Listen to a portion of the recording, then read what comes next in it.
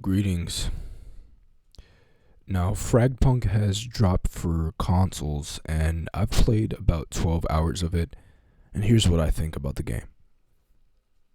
First off, I really like the game. Looks, if I had to compare it to another game as far as graphically and aesthetically, well, probably not aesthetically, is I compare it to Apex Legends. The character models are somewhat, it's not as cartoony, but it feels sort of grounded in reality, sort of how Apex Legends feels as far as their characters. The gameplay it's very interesting. It's very different from a lot of these tactical shooters.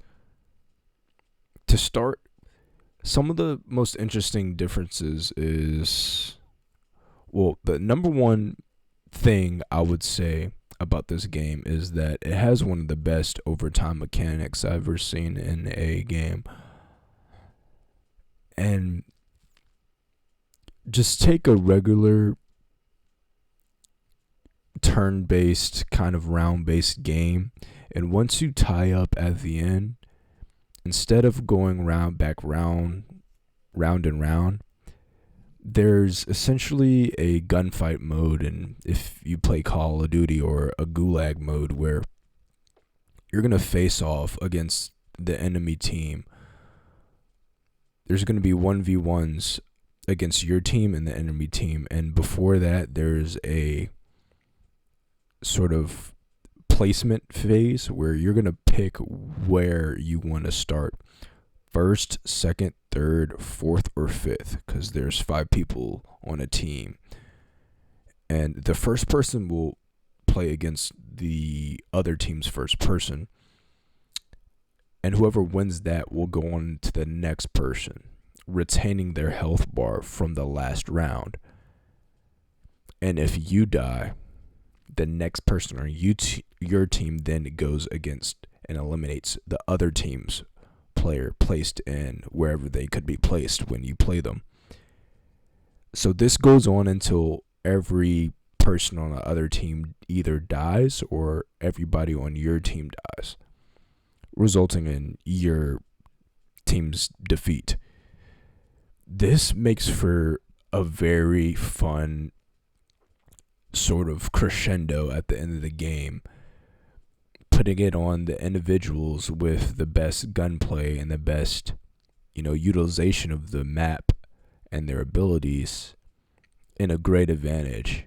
And it's great to sort of sit back if you're playing with a group and watch how that individual may go about a 1v1. And it's something that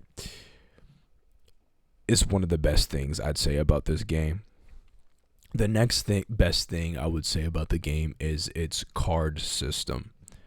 So the main mechanic, this is its main selling point, is there's 3 cards that each team picks before a round that's gonna give you a random sort of buff or debuff to the other team that's going to help your team win the game.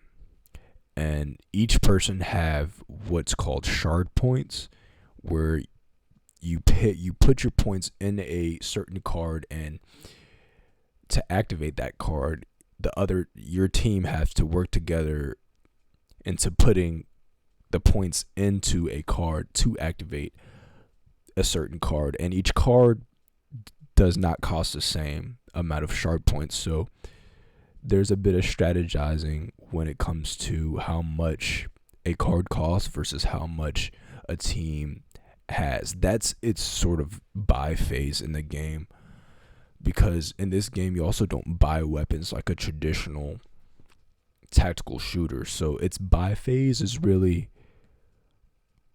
its shard card picking phase, which this makes every game and round feel different drastically. There's so many cards. There's cards that make your head bigger. There's cards that make your head smaller. There's cards that, one of my favorite cards is, you're able to pick up a site.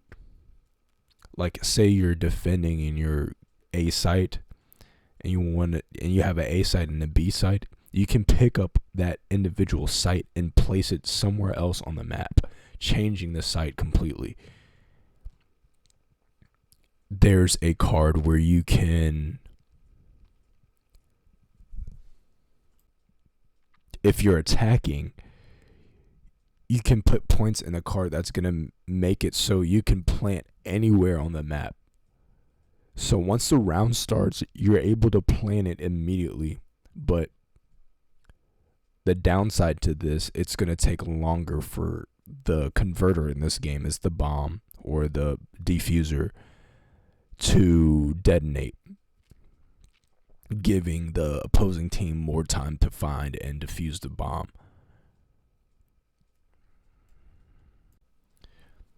Another cool card that is really fun is, there's a card that you can buy as a team to make the whole round a melee only round, turning the game into a knife fight, essentially. Everyone's just running around with knives trying to stab each other. Good old UK type deal going on. Those are just a sample of 3 cards out of so many other cards, endless cards in the game that changes the game like that. And that's one of the biggest things why I think that this game's potential is really great, I think. Because one of the things with like your traditional sort of tactical shooter like CSGO, Valorant, is that games sort of play the same, especially in CSGO. If there's not many variables that's going to change it, is like, once you get down with the map knowledge and the gunplay and the positioning and the teamwork, there's nothing much that sort of, I guess, changes it, unless you know your team and you're trying to counter little certain things. And same thing with Valorant. But with this, every game is going to be different. So your map knowledge and team chemistry might not mean anything if I could switch the site and take a gun away. Take a gun that you like to use away. So there's so many endless combinations, endless possibilities. Like, there's one time we had the site changer. We were able to change a site, and we also had a card that turned like one of the sites smoky. So we were able to take both sites and put it into like a big thing of smoke. Like, there's little things like that where, again, there's endless possibilities with this shard card mechanic, and I think it works really well in here. Another thing the game is also a hero shooter, sort of like a Valorant hero tactical shooter. So there's different characters with varying abilities, and I think one of the big things, it could be a negative, I think I would say, is that the balancing of these characters, I think, are going to be crazy. Like, there's already certain characters that have certain abilities that it's kind of hard to work around. And one character in specific,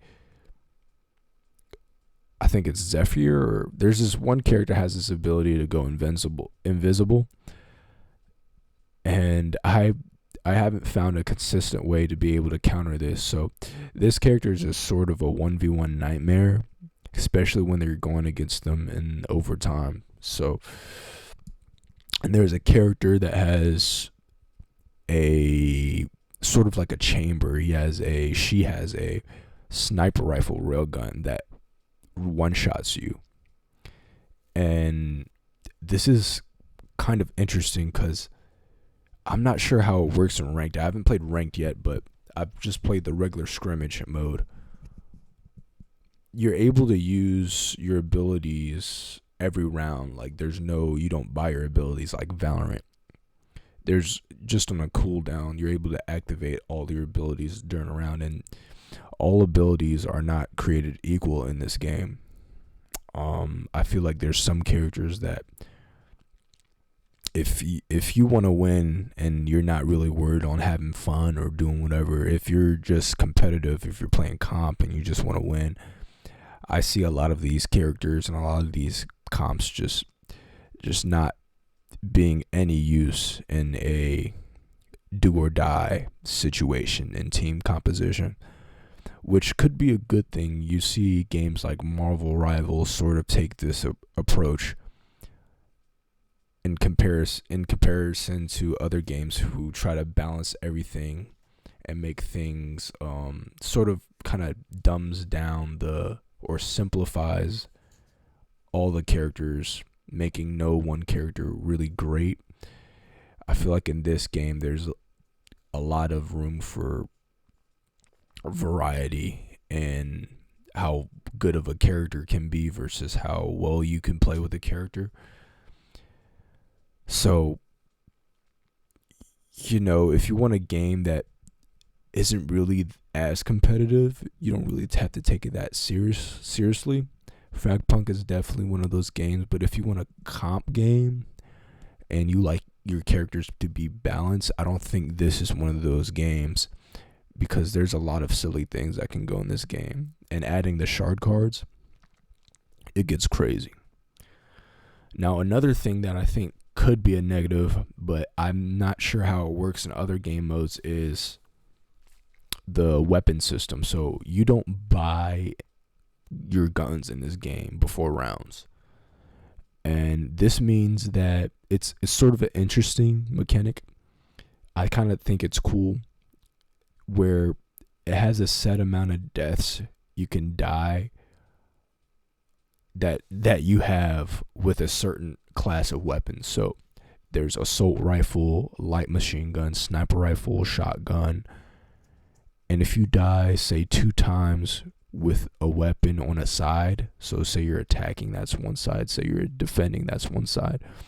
If you die twice, you can't use assault rifles anymore. If you die twice with shotguns, you can't use shotguns anymore. And I think it refreshes every time you switch sides. This is a mechanic that I think is really cool. So if someone's like hogging sniper and they're not really hitting their shots, or they're not staying alive with it, they essentially get permabanned from using that weapon. But this is something in the regular scrimmage game mode that don't really happen that often. So what you're going to essentially see in the scrimmage quick play mode is everybody using, say, the assault rifle, or everyone using the best guns, because the likelihood of that happening in that short amount of time frame in those rounds is very slim, unless you just are that bad of a player. But if you play a lot of first person shooters like I do, in games in general, you're gonna be basically using 1 or 2 guns throughout the whole game without needing to resource manage or buy certain things or something, unless a card just completely changes something. You're going to be using the same guns throughout the whole game. So that's something I don't really like. I see the vision and I like the vision, but its implementation is, I think, kind of poor in the scrimmage game mode, since, again, I don't know how it is in the comp game mode, but that is something that I'm not completely fond of. Future me here, I just want to talk about the comp game mode. The comp game mode gameplay loop allows for the weapon picking system to have more of a factor because there's a lot more rounds in that game mode. So if the other team is pretty solid, if the game is going back and forth, there's going to be times where you may not be able to use a couple classes of the gun. So this problem that was previously stated sort of gets alleviated once you start playing comp. So that is something to keep in mind when choosing how you want to play and what game mode you want to play and what type of experience you want to experience in this game. Now, how the game feels. The game feels pretty solid. I think that the time to kill can vary because of cards. So it's pretty interesting to talk about this, but the base time to kill is probably around, I'd say, Apex Legends. The guns and the animations are really cool. Like, they remind me of kind of how guns feel in a battlefield. But the gunplay, the time to kill sort of changes that because the time to kill in Battlefield is way quicker. So I think the guns feel pretty good. The sniping feels, the animations are cool. They're pretty flashy. I kind of like inspecting the weapons, seeing it flip and stuff. So that's kind of a OCD thing or autism thing. But yeah, I think the gunplay is solid. The weapon modeling is cool. The weapon variety is wide enough for a tactical shooter. Maybe they add more weapons. I don't know if they will. But there's also weapons that each individual character may have or may not have. So there's also that. And there's also weapons that can be granted through cards. So in all, I'm really liking my time with Fragpunk. I've played with friends. We had a good time. And I've had a blast. There's this one card in the game where you can sleep to regain health. So you'll be in this animation where your character is lying on the ground. And there's one time where I was just lying on the ground and enemies just walked right by me. And it was pretty funny seeing that. So there's just so many things that can go on in this game that you can't really prepare for. There's so many variables. It's sort of playing like a roguelike game in a tactical shooter format, which I haven't seen really done before. And I think Fragpunk offers a lot for a tactical shooter. It shakes up the formula enough where it can really have an impact on the gamer sphere. But what I fear is that this game isn't catching enough steam.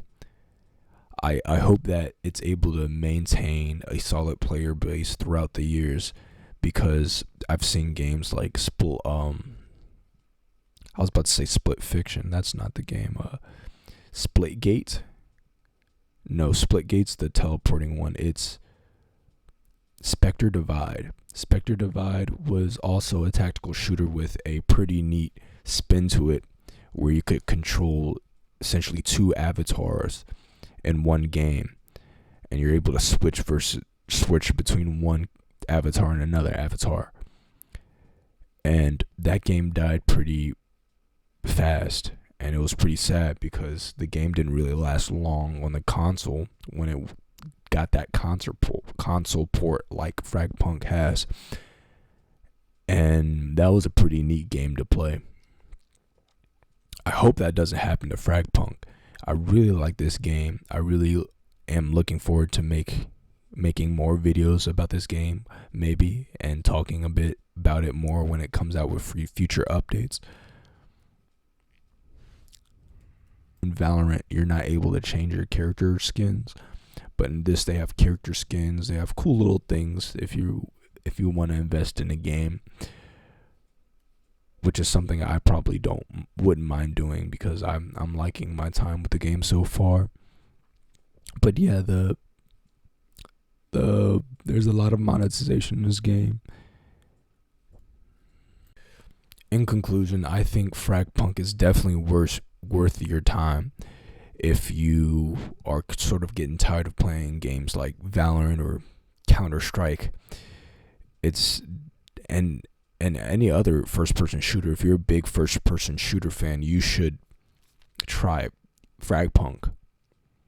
I think a lot of people would like how funky the game is.